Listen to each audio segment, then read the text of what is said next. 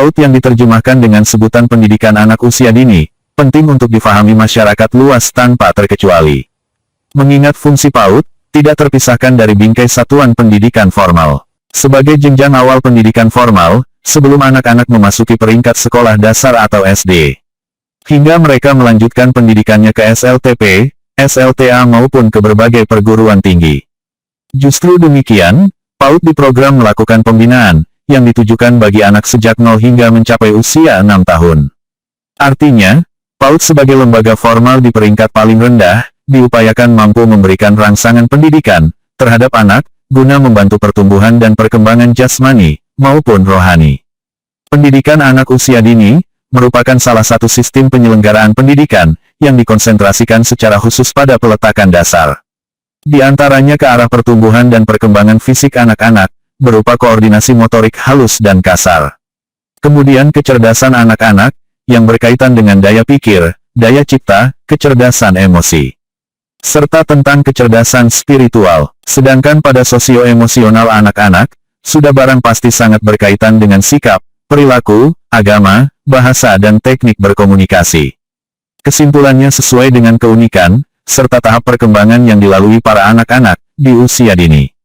Pendidikan anak usia dini, tidak sekedar berfungsi memberikan pengalaman belajar kepada anak, atau untuk mengoptimalkan perkembangan otak. Tegasnya, pendidikan anak usia dini dapat berlangsung di mana saja dan kapanpun waktunya. Sama halnya interaksi antar manusia di dalam keluarga, teman sebaya. Demikian juga hubungan kemasyarakatan, sesuai dengan kondisi dan perkembangan anak usia dini. Kesimpulannya program pendidikan anak usia dini, lebih mengutamakan pemberian pemahaman, pengembangan dan kesempatan seluas-luasnya terhadap anak. Agar anak-anak mampu, memperlihatkan potensi dirinya sendiri. Melalui mekanisme memberikan arahan yang jelas.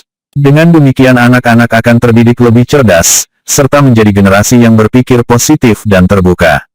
Pemerintah menyelenggarakan pendidikan anak usia dini, bertujuan membentuk generasi cerdas yang berkualitas. Yaitu anak-anak yang tumbuh dan berkembang, sesuai dengan tingkat usianya.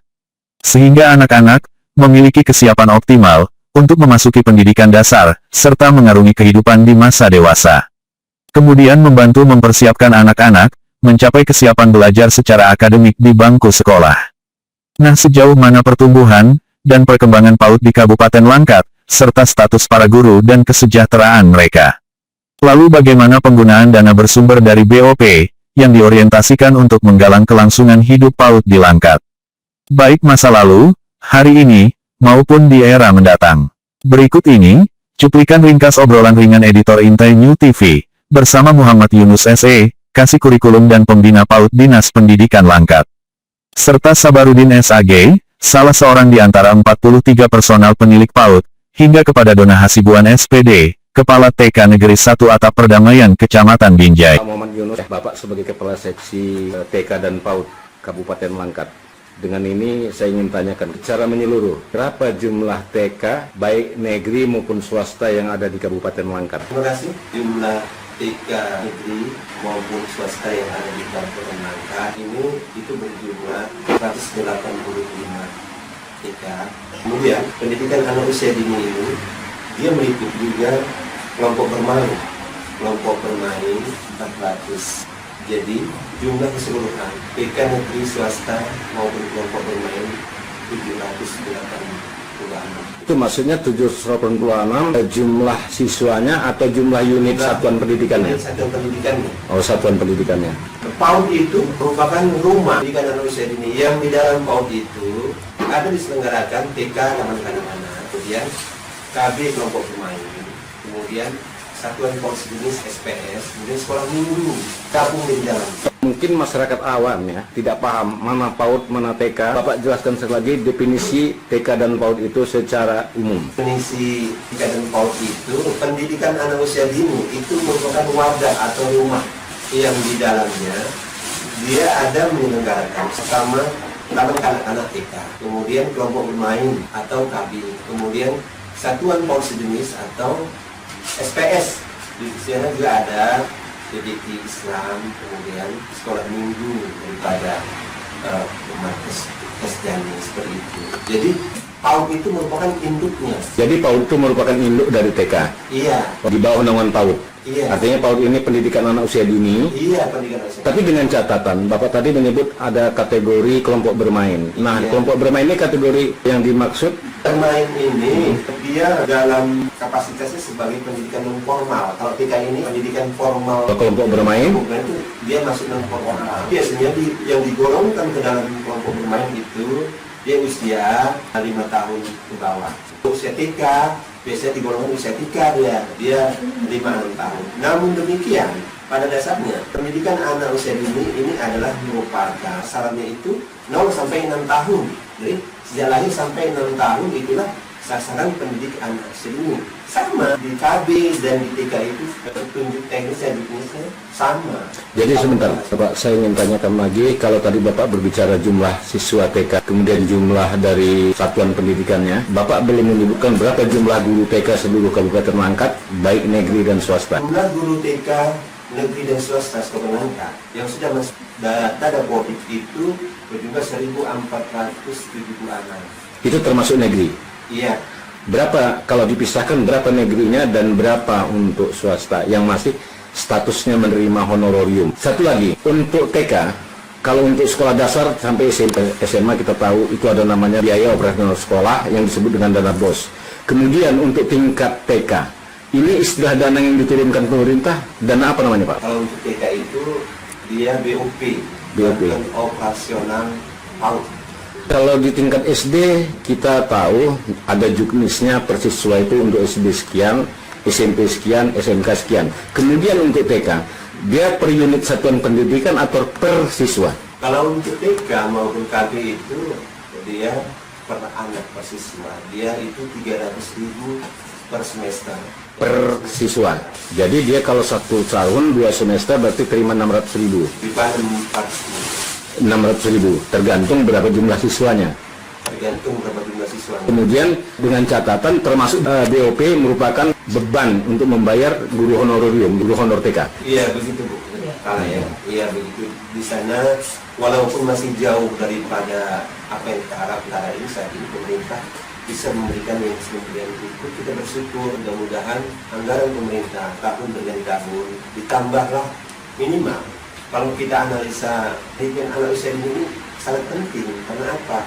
Merupakan pendidikan dasar, kondisi dasar. Bukan 1-2 tahun yang akan datang. Goal daripada hasil yang dididik oleh bapak dan ibu-ibu di sekolah. Namun 10 tahun, 20 tahun, bahkan 30 tahun yang akan datang.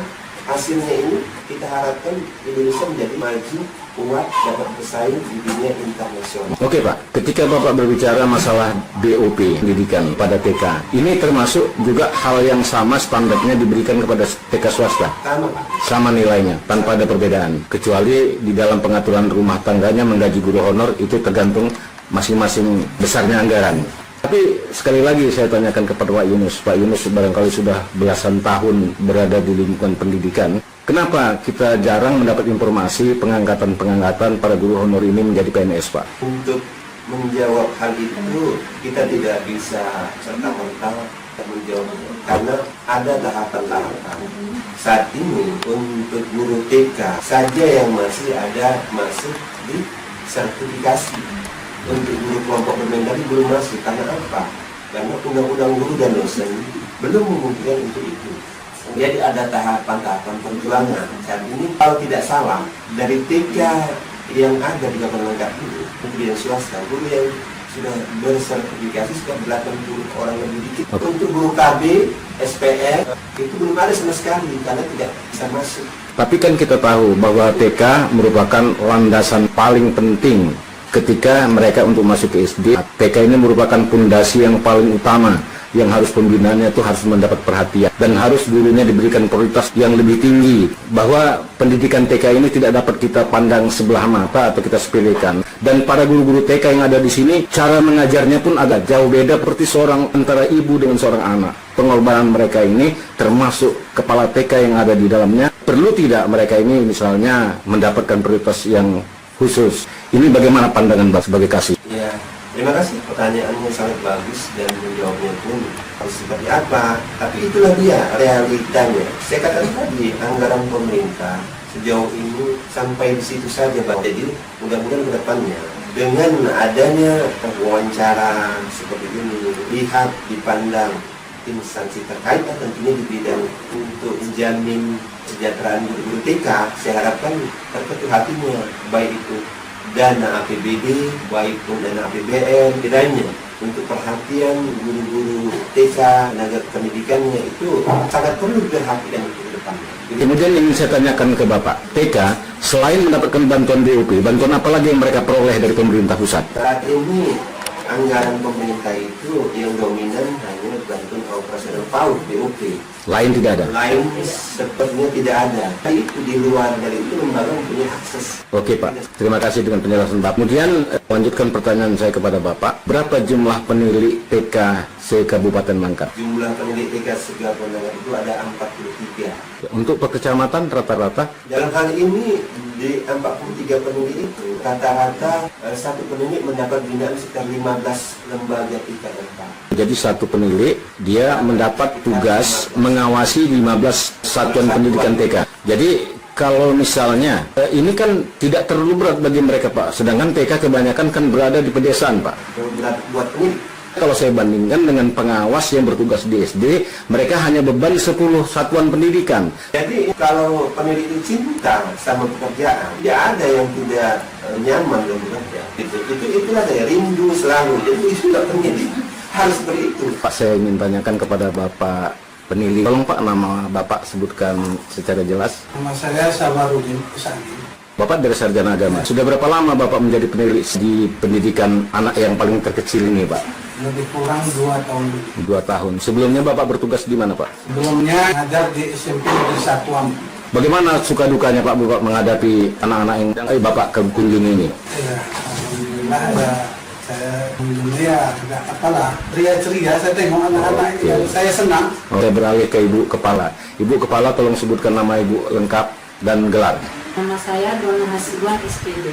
Ibu sebagai kepala di sini sejak tanggal berapa sampai hari ini? Tanggal 31 September 2020. Nah, bagaimana Ibu menyikapinya selama Ibu bertugas menjadi kepala TK yang sebelumnya Ibu katakan pernah barangkali yang berada di kecamatan lain? Apa ada kepahitan Ibu menghadapi mereka ini atau Ibu cukup gembira menjadi seorang pimpinan di TK ini? Selama saya mengalami di sini sebagai kepala sekolah, Pak, saya merasa ada kerjasama dengan guru-guru saya, Pak. Mereka sangat baik, mendukung dan memberikan motivasi buat saya sebagai kepala sekolah yang baru di sini, Pak. Mana lebih susah Ibu menghadapi guru-guru Ibu, baik yang honor, daripada Ibu menghadapi anak-anak TK yang ini, Bu? Tidak ada Pak yang saya rasakan sulit, Pak. Semua rasanya berjalan lancar, Pak. Anak-anaknya juga baik-baik juga. Iya, oke. Terima kasih Bu atas penjelasan Ibu. Demikian liputan khusus Syofian HSY Editor Intai New TV Langkat Sumatera Utara.